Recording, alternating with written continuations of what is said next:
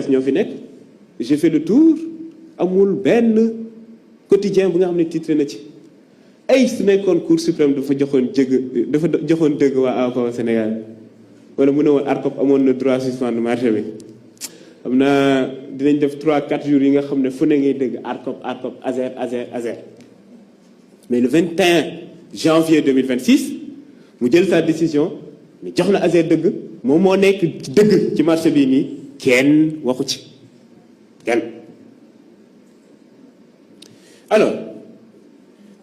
nga demaat ci côté réalisation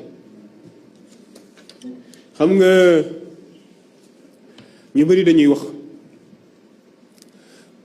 en réalité ba fu ñu toll nii tey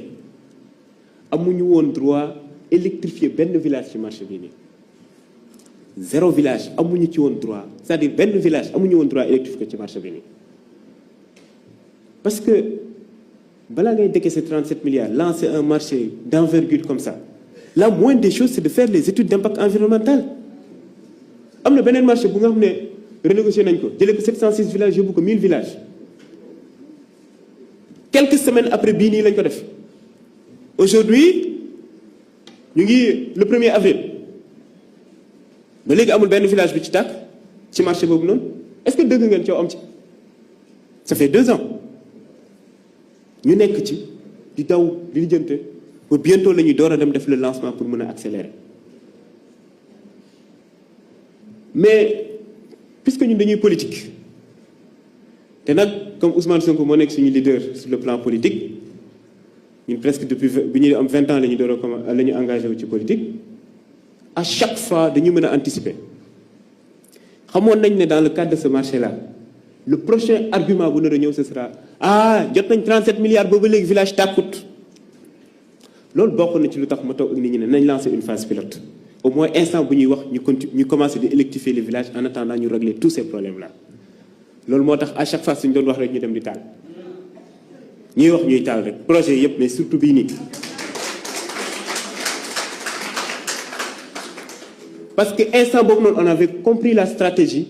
c'était de dire que na coow li bëri taaluñu benn village ba woo ñu sur la table pour ñu négocier ne nañ dugalaat responsabilité boobu noonu duñ ko jël. alors bu ñu lever la suspension ARCOP ñu enchaîner phase pilote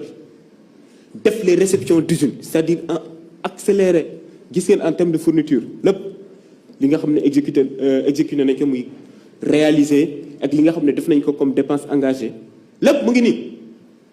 day wax 37 milliards su ñu jëlee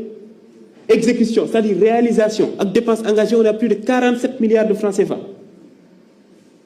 37 milliards yi fu mu war a dugg dina fa dugg c'est-à-dire ci sénégalais yi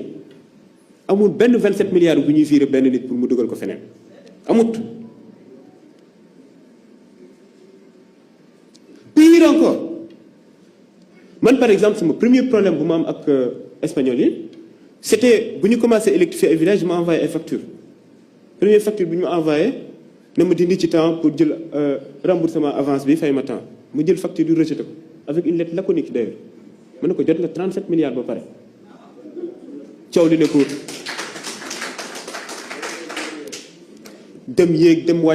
dem wàcc ba finalement oui quand on regarde le contrat on se rend compte que avance yi entre 40 et 80% lañ koy fay mais naka ci misaal EG mu ngi ko doon wax léegi nit ki su exécuté envoyé la une facture de 500 millions par exemple ne la ci 500 millions yi dindi ci 20 millions pour remboursement avance yi nga fay ma les 480 millions man ma ne ko loolu dama ko def parce que à ce rythme là doo mas a rembourser ces 37 milliards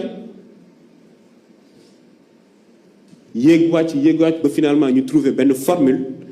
boobu noonu ñu envoyé ko DCMP validé ko ñu ne formule boobu la ñuy def ci avenant bi